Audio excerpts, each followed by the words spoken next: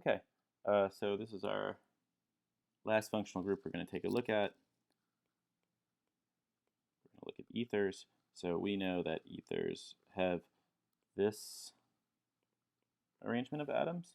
So you have an oxygen and it's connected to two carbons. I think of it as being similar to, or it's kind of like if you take an alcohol and you take the hydrogen there and take it off and put another carbon group on there, you get an ether. But doing that simple change from a hydrogen atom to a carbon atom has pretty large effects. Remember in the last section we looked at just some of the intramolecular properties that you'll get if we were to compare this. What was the one we looked at? We looked at dimethyl ether, and we compared that to ethanol. And so these were two molecules with the same molecular weight, and we saw that this thing had a boiling point. I don't remember exactly what it was. It was like minus 30 or something. And then ethanol boils at 78 degrees Celsius. So changing that, even though it's a small change from a hydrogen to a carbon atom, we're just swapping out one atom, actually has a pretty large effect on it. And you can also imagine that it has a large effect on the reactivity. So with alcohols, we have access to these acid-base reactions where we can take a base and deprotonate this, and now we've got an alkoxide there. And that's something we lose access to as well once we have an ether. So that's why it's a different functional group, even though it's really similar. So most common ether is probably this guy, diethyl ether. It looks kind of like a bat if you don't draw out the methyl groups on the edges. This was commonly used as anesthesia back in the early 1900s in hospitals. It is very flammable, and during that time period, people would smoke while they were doing surgery. Also, electricity was really wonky. Like, we had incandescent bulbs and things of that nature in the operating room, so people catching on fire while they're doing surgery was not super uncommon. Now we have other types of anesthesia. Diethyl ether is not something that's really in common use anymore. Most commonly what ethers are used for now, at least these types of ethers, we'll look at a different type of ether later, is solvents. So diethyl ether, if you go and work in a lab, you'd use that as a solvent. There are other solvents like tetrahydrofuran, which looks like this, or 1,4-dioxane, which looks like this. And these things all make good solvents. So generally, if things make good solvents, that means they're not really that reactive. And that's what we see for these simple kind of ethers. We'll look at a special case for ethers that where they are really reactive. But for most ethers, they're just not super reactive.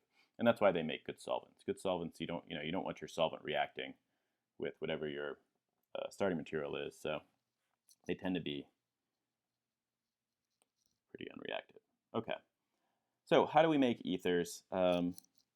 We actually already know how to do this. We've done this in the SN2 chapter, the substitution elimination chapter. But this guy, Williamson, has his name attached to it. So if you go on to take a more advanced organic chemistry class, generally the reactions that you learn for organic chemistry are grouped by name. Whoever comes up with the reaction gets their name put on it. So some guy named Williamson came up with the Williamson ether synthesis. We'll learn about, in the next semester, you'll learn about the Grignard reaction. You guys know some of the names that get attached to stuff, like we have like the Zaitsev and the Hoffman product. So I guess it's a legacy thing for these guys. But yeah, if we wanted to make this, let's say we wanted to make this would be like methyl. I don't even have it in my notes to go over how to name these things. We just won't even worry about that. You can look up how to name these in the textbook if you want to learn about it.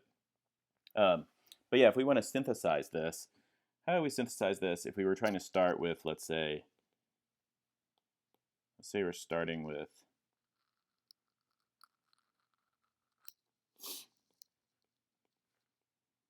an alkyl halide. So, what your starting materials typically are things that you know how to make, right? So we know how to make alkyl halide, so that's a good option for a starting material.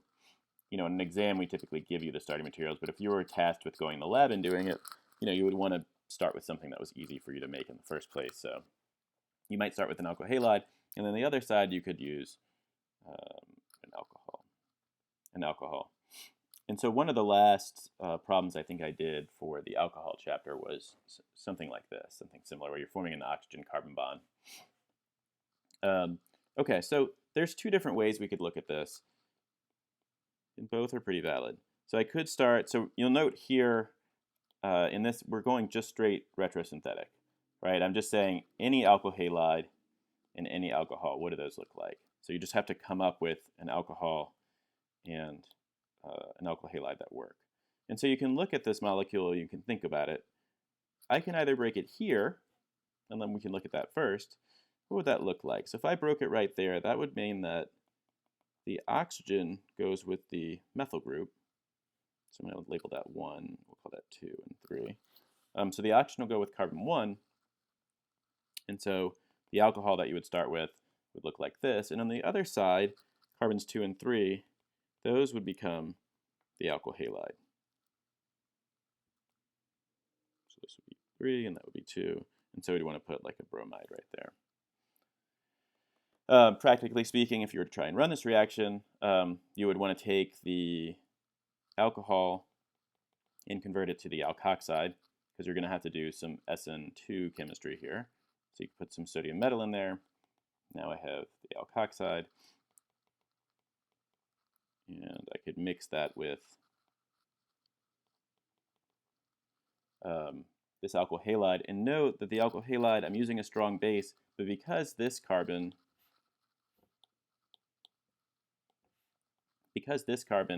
is primary, that's okay. I can still get substitution on that. If it was secondary, I would end up getting E2. So what do I make? Yeah, I make what I wanted to make. Let me draw it out exactly. Oh, I'll just leave it like this. This is fine. So yeah, so I make what I wanted to make, which was this ethyl ether. So carbon 1, carbon 2, carbon 3. All right, but an alternative strategy I could have used here, and this is really common in organic chemistry, you have multiple ways to make something, is I could have broken it right there. So if I broke it there, then my fragments that I'd be working with would be this. So the oxygen, this oxygen would go with carbon 2. And then that would mean that on the other side, I would put the alkyl halide. And again, I can use a similar strategy that I used right here. I can make the alkoxide, and then I can just react it, and I'll still get the reaction that I want. So let's just go ahead and do that.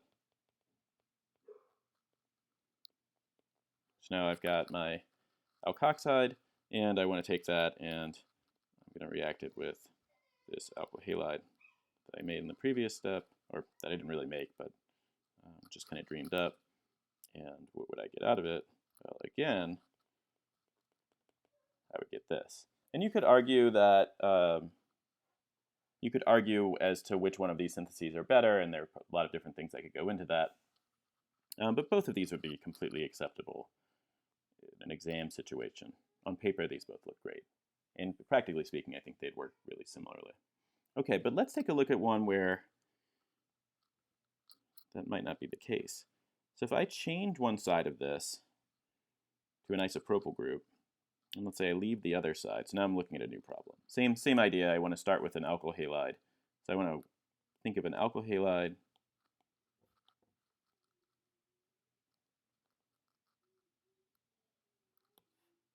and an alcohol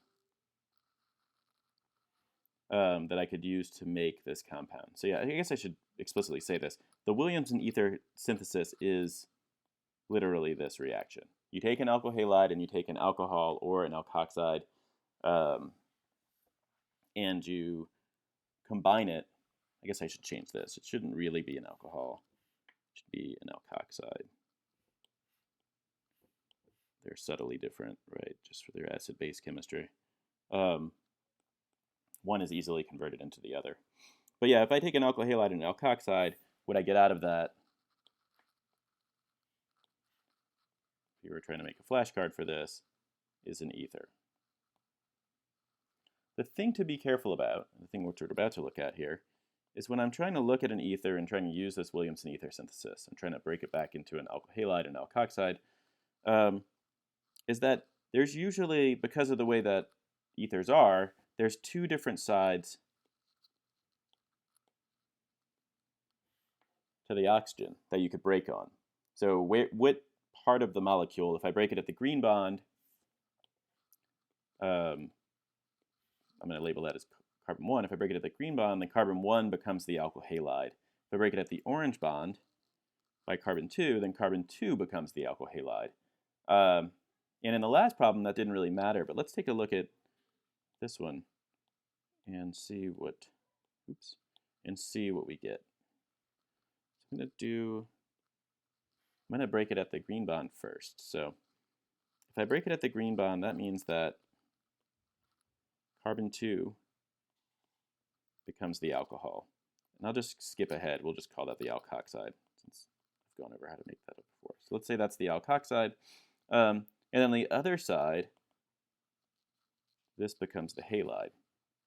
And so if I mix these together, and I just want to make sure that I'm doing this right, say, okay, yeah, I get a nice clean SN2 reaction there.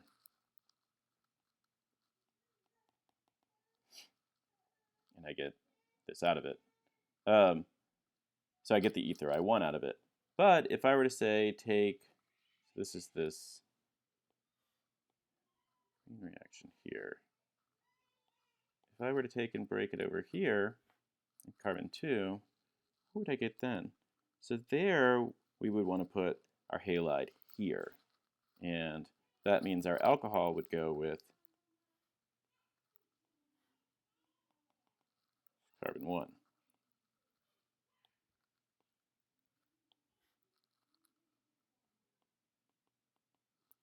Okay, so now you might think, oh, okay, still not a problem. I can just come in and do this attack here. I can just come in here and do this attack. But we know from the substitution elimination chapter that if I have, we'll just coincidentally labeled with a 2, a secondary carbon there, and the reagent that I'm using is a strong base, what will I actually get here? Yeah, I'm going to actually get elimination, which is not what I want here, right? Now I'm not making an ether anymore. I'm just getting back the alcohol and the alkene. Okay, so for Williamson ether synthesis, when you're trying to make ethers from an alkyl halide and an alkoxide,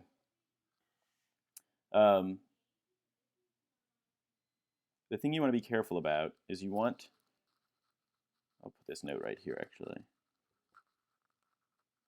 a little sub part of this.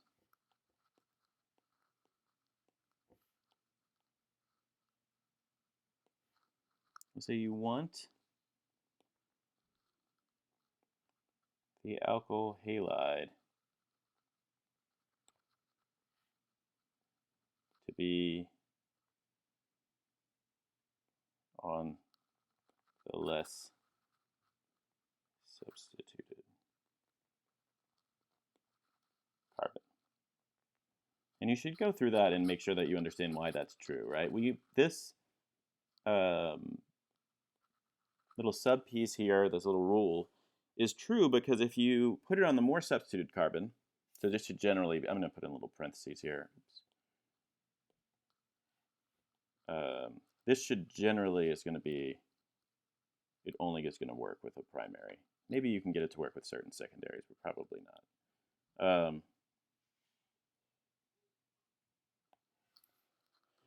Yeah, you should look through this and make sure that it makes sense in the context of the substitution elimination chapter. If it's not a primary carbon and we're using a strong base, then you're going to end up getting elimination.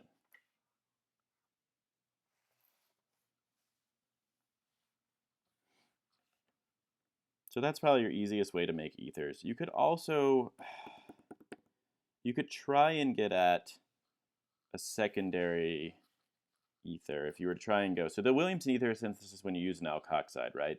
You could imagine synthesis schemes where you use a tertiary alkyl halide or something, for example, and you put it into like alcohol without it being deprotonated and try and get an ether out of that. So what I'm saying is, like, you could try and do something like this, even though the yield's not going to be as good. This isn't completely wild. And get an ether out like that.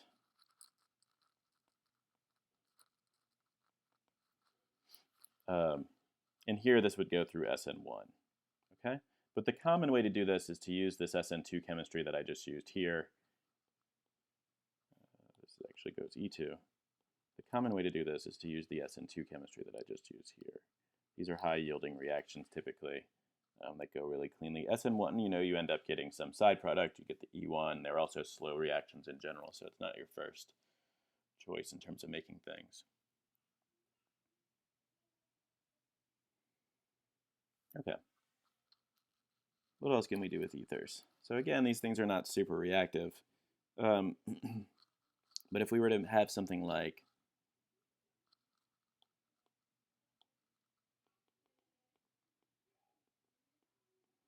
this compound that we made, we can cleave this by just using concentrated acid. That's a halide. What would that look like? Yeah, so you guys can probably parse this out. So what do you end up getting out of this? If you use enough, so you use an excess of this, oops. At least 2 equivalents, I guess I'd say. What you end up getting out of this is,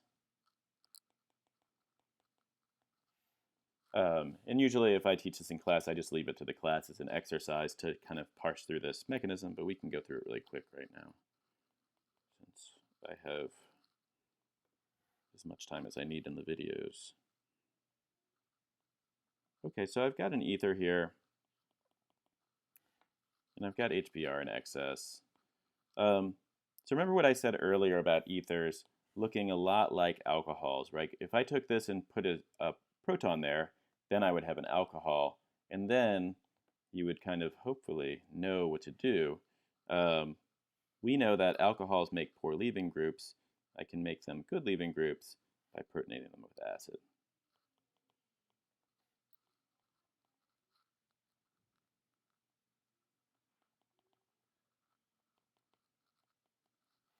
So now I've got that protonated ether, and now I've got a good leaving group.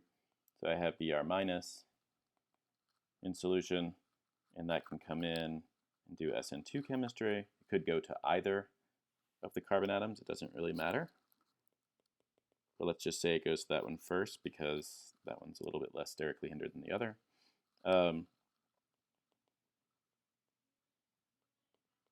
Okay, and now I've got an alcohol and an alkyl halide.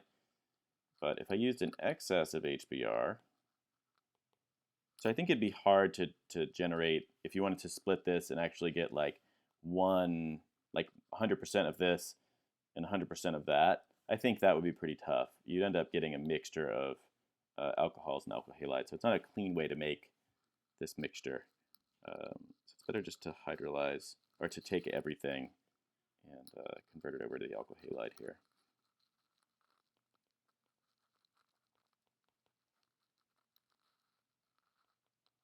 Now I've got this, and I've got my Br minus, and the same reaction comes in again. So another one of these, and now I get this out of it. So that's an SN2 reaction, obviously, and that's also an SN2 reaction mechanism. So yeah, this is a reaction. If you have an ether and you want to cleave it, you could do this. And that's pretty much it. Those are the reactions of ethers. So as I said at the beginning, ethers, at least like typical ethers, with the exception of epoxides, which we're about to get into, are generally just not super reactive. So you don't really make an ether, with a lot of the other stuff we're making, like alkyl halides, those are generally intermediates in syntheses. So I'll make an alkyl halide, and then I'll take that alkyl halide and I'll turn it into something else, an alcohol or an amine or something like that. But for ethers, usually you're not making those as intermediates because they're not super reactive. They're not useful as intermediates. That's why they're typically used as solvents. The exception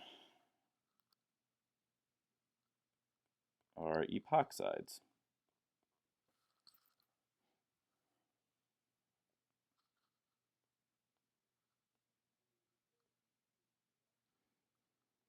So epoxides are these little cyclic ethers. They can have lots of different substitution on them. Oops.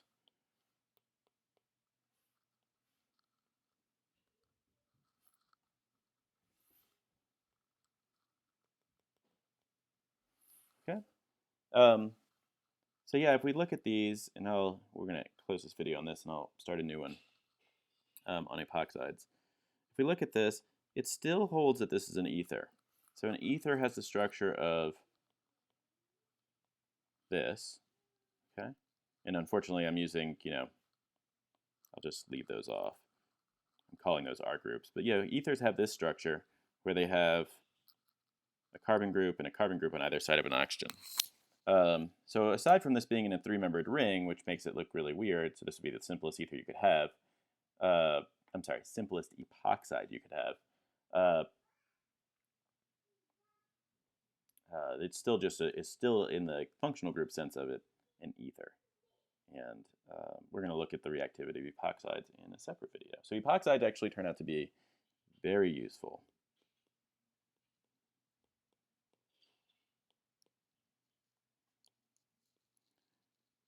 Very useful